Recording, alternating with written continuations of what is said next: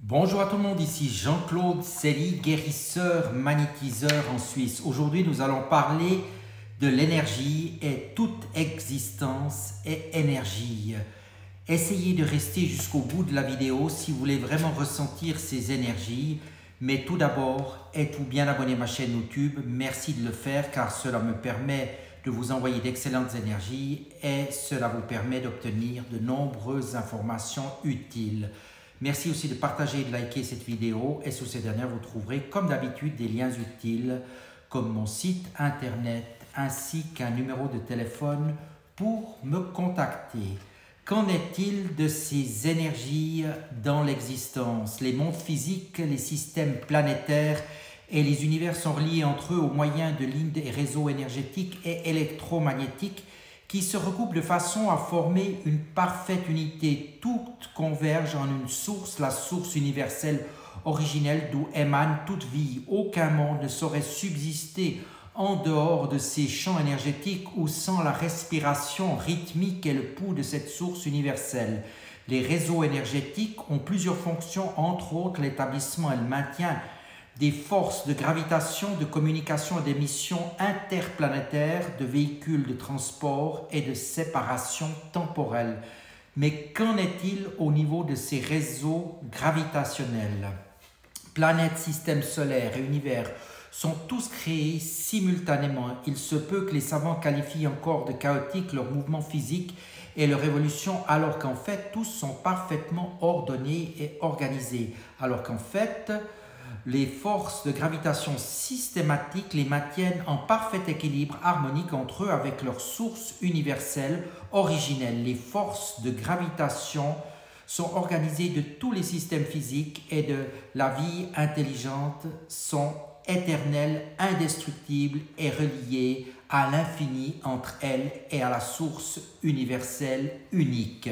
Le réseau électromagnétique et gravitationnel de notre planète est situé approximativement à 11 000 km de la Terre, formant autour de sa surface une matrice parfaitement sphérique. Ces systèmes électromagnétiques se prolongent vers des couches de l'espace physique afin d'équilibrer chaque plaque et système stellaire voisin. Les réseaux et lignes énergétiques de la Terre forment une matrice qui contient tous les modèles humains, physiques, mentaux et spirituels. Ces réseaux nous relient énergétiquement à tous les êtres et à toutes les choses, y compris la Terre elle-même, d'où on est issu. Toute existence physique et non physique possède une conscience et les degrés divers qui font de sa nature électromagnétique, qui doit voyager et communiquer au moyen des signes innés énergétiques. Une pensée ou une force, par exemple, possède une fréquence vibratoire qui a besoin de réseaux et de matrices pour passer d'un point physique à un autre. C'est au moyen de ces lignes énergétiques que la pensée se transmet sur notre planète et d'autres planètes, galaxies et univers. Tout en demeurant pour nous invisibles, ces communications et émissions sont bien réelles et incessantes. Elles permettent de conserver un équilibre pensée et conscience sur notre planète et ses mondes voisins. Mais qu'en est-il des réseaux de communication et de transport? Sur notre planète, les réseaux de communication sont disposés de façon à permettre les communications avec d'autres mondes physiques et non physiques.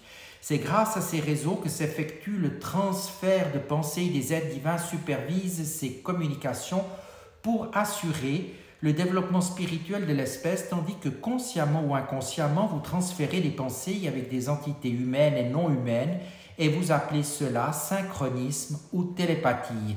Comme la pensée, les êtres divins et les forces divines ont besoin de véhicules et de routes pour naviguer entre les mondes. Les transports interplanétaires, intergalactiques et interunivers sont rendus possibles grâce à des réseaux reliant les différentes zones physiques où vous pouvez être transporté. On trouve ce genre de concept dans vos histoires et dans les histoires de la science-fiction, mais en fait, ils correspondent à la réalité et sont nécessaires pour l'évolution et le développement de tous les êtres intelligents présents dans le cosmos. Tout au long de votre vie et de notre vie, la Terre a été visitée par des êtres extraterrestres et surhumains intelligents. C'est également grâce au réseau matriciel établi pour transporter et convertir la conscience de fréquences élevées que ces visites sont possibles. Lors de certains alignements de planètes et d'étoiles, les réseaux matriciels de ces mondes se trouvent donc dans une configuration particulière qui permet un échange énergétique spécifique. Donc c'est au cours de ces périodes spéciales que des êtres surhumains débarquent sur notre planète.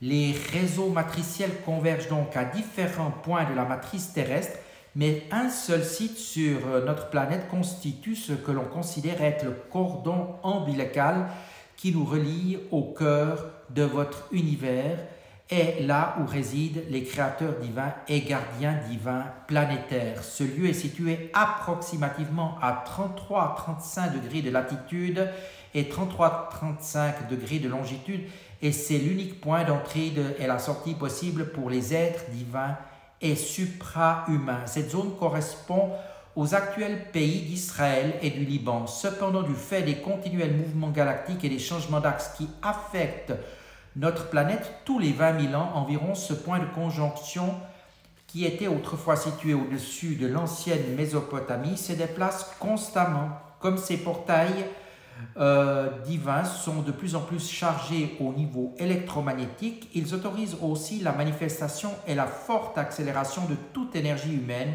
positive et négative. Les conflits que vous observez actuellement dans ces régions ont un impact particulier sur la stabilité économique, sociologique, religieuse et politique de l'humanité. Mais du fait de leur extrême surcharge énergétique, ces régions mystiques demeurent malheureusement le théâtre des heurts violents et incessants. Il est toutefois important de voir que le changement d'axe actuel est d'une nature inhabituelle et amènera la Terre à une nouvelle configuration qui mettra tous les points d'entrée et d'accès dans l'alignement des quartiers généraux de nos créateurs divins. Et ce plus récent alignement en 2003 était en fait le dernier facteur nécessaire pour achever le verrouillage, pour ainsi dire, de la position de notre planète au sein du cosmos. Il y aura donc perpétuellement des changements et des retouches, mais les portails énergétiques de la Terre sont désormais ouverts et ceci marque l'avènement d'un nouvel âge et la fin du long isolement de notre planète. Qu'en est-il des matrices temporelles? Le temps linéaire tel que l'on l'observe sur la Terre est une nécessité physique qui divise notre espace. Le temps est alors une fonction de l'espace que l'on occupe et qui est distribué dans diverses zones de la planète de sorte à apparaître progressif, et pourtant ces phénomènes sont une distorsion de la perception physique. Il est possible d'utiliser les alignements énergétiques et les réseaux électromagnétiques pour suspendre le temps. Ceci veut dire qu'on peut exister sans temps linéaire à l'intérieur de ces points d'alignement. Ce que vous appelez voyage dans le temps n'est donc autre que la traversée de ces lignes de l'expérience de la suspension du temps. Nos observations de l'espace depuis votre point de vue terrestre nous ont montré et rattrapé, pour ainsi dire, le moment originel de la création de l'univers, de la planète. Par exemple, il y a quelques années, nous avons découvert une planète de notre système solaire qui est en fait de plusieurs milliards d'années, et ce retard dans la perception par rapport à la création est dû à notre temps linéaire. Par définition, l'énergie est la nature vibratoire. Quand la fréquence vibratoire de l'énergie est suffisamment basse pour paraître statique, on appelle matière. Quand elle vibre plus rapidement, les particules dont elle se compose se trouvent modifiées et deviennent invisibles. Donc les vortex sont des points donc, de jonction énergétique qui permettent d'accélérer et de modifier la fréquence vibratoire du sujet qui s'y trouve exposé. Par exemple, si on place un objet matériel au point de jonction du vortex électromagnétique, la fréquence vibratoire de cet objet sera accélérée ou modifiée au point de disparaître. Cependant, cet objet continue d'exister dans une autre gamme de fréquences que la vision restreinte de l'œil humain ne peut donc percevoir. C'est ainsi que la raison des mystérieuses disparitions d'avions ou de bateaux ayant accidentellement franchi ces points de vortex et qui ne peuvent pas se rematérialiser dans le continuum espace-temps du reste du plan terrestre, ces objets et ces êtres ne sont donc pas désintégrés, ils continuent simplement d'exister dans une autre fréquence vibratoire que la perception humaine ne peut détecter. Des savants ont aussi déterminé la localisation de certaines zones de vortex porteuses d'une énorme charge électromagnétique, mais il n'est pas nécessaire de posséder cette connaissance pour atteindre un état de conscience élevé ou la réalisation. Il est toutefois important de savoir que ces points d'alignement équilibrent parfaitement notre planète avec le reste de l'univers environnant et que le mouvement constant de la planète continuera de modifier la position précise de ces lignes énergétiques. Qu'en est-il de la manifestation de l'énergie? L'énergie, qui peut aussi être lumière, son ou chaleur, peut se manifester sous 1. Matière physique, 2. Énergie mentale, 3. Énergie spirituelle. Ces différentes manifestations de l'énergie dépendent du taux de sa fréquence, vitesse, du type de ses composants, la masse, et de la forme de rotation autour de son noyau central, donc son caractère. La matière physique et les mondes physiques sont créés par la conscience créatrice. Ils sont le sous-produit de la pensée dirigée et spécialisée d'une conscience créatrice évoluée capable de manipuler l'énergie de sorte à lui donner une apparence physique et statique.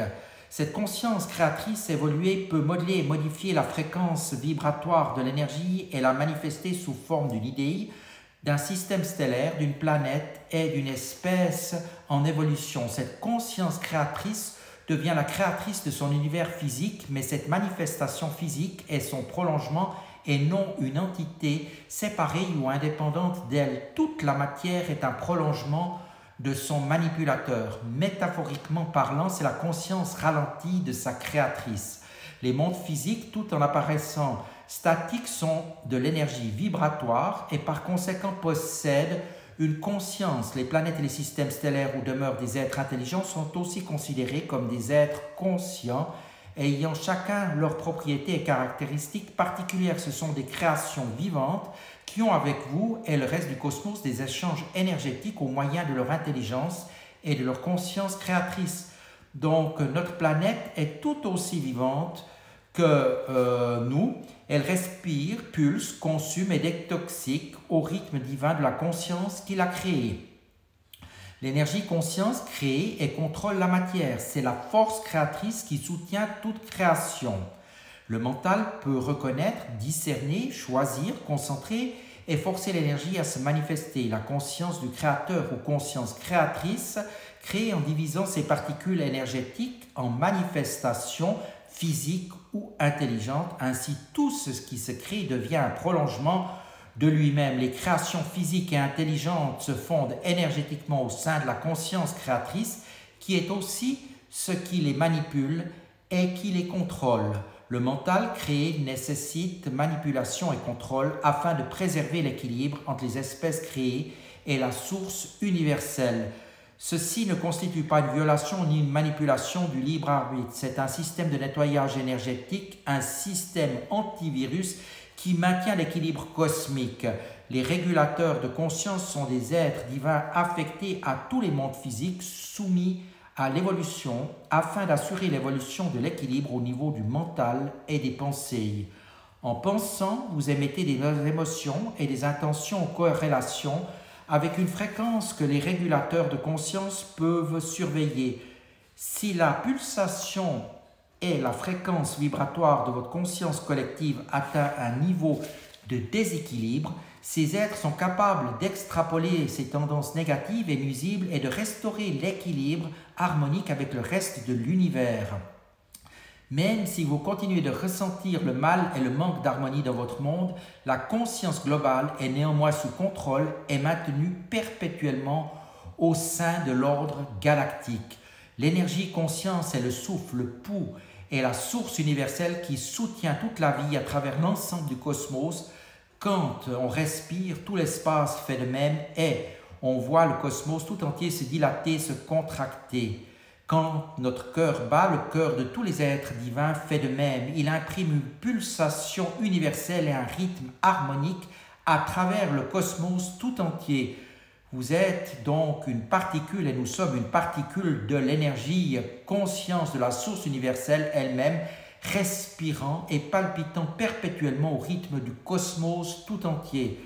Les êtres créés qui voient le jour grâce à la pensée et à l'action délibérée de la conscience évoluée d'une conscience créatrice peuvent se manifester de 3 façons matérielles, transitoires ou purement spirituelles. La vitesse de leur fréquence vibratoire détermine leur état de manifestation. Si leur niveau vibratoire est bas, Ils apparaîtront sous forme matérielle. Si leur vitesse vibratoire est élevée, ils demeureront dans un état spirituel. Par conséquent, l'esprit doit abaisser sa fréquence vibratoire au point de devenir physique. Tel est le processus par lequel votre esprit et notre esprit s'incarnent dans un corps humain matériel. Tous les aspects de l'existence de la matière, du mental ou de l'esprit sont intimement associés car l'un est un prolongement de l'autre. Dans l'univers, tout phénomène ne peut s'expliquer qu'en considérant les trois aspects de l'existence simultanément. Quand nous essayerons d'identifier les caractéristiques et la nature de notre corps physique, de notre planète et de notre univers physique sans considérer leurs composants mental et spirituel, nous n'observerons qu'une petite partie. Dans ces conditions, nous n'obtiendrons jamais la totale compréhension de la vraie nature, ni du fonctionnement et du pourquoi de nos mondes physiques. En guise de conclusion, on peut affirmer que toute l'existence est une manifestation d'énergie sous différentes formes. Autrement dit, l'énergie constitue tous les aspects de l'existence. L'énergie est tout ce qui existe et ce que l'on appelle aussi Dieu. Voilà, je vous laisse réfléchir, penser, voir, méditer sur ces quelques propos. Essayez de vous relier à ces énergies. N'oubliez pas que j'ai aussi écrit des livres Secrets, Magie des énergies subtiles qui vous permettent de vous relier aux énergies qui sont présentes dans la nature, de vous protéger, ou un autre livre, Illuminer votre conscience, qui vous permet de relier votre âme, votre conscience et votre ADN à des énergies plus spirituelles. Voilà, je vous remercie de votre attention et vous dis à tout bientôt.